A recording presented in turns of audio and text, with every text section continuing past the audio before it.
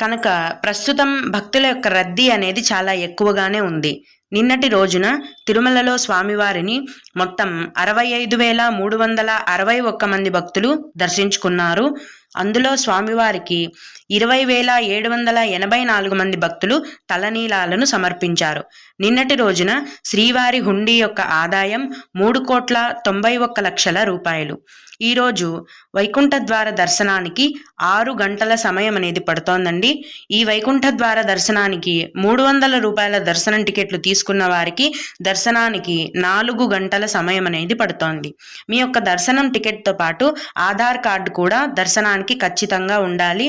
భక్తులు ఈ విషయాన్ని గమనించగలరు. జనవరి 2వ తేదీ వరకు కూడా తిరుమలలో కానీ తిరుపతిలో కానీ ఎటువంటి దర్శనం టికెట్లు కేటాయించరండి. ఇది నేను ప్రతిరోజు మన వీడియోలో చెప్తూనే ఉన్నాను. అయినా కూడా కొంతమంది భక్తులు మేము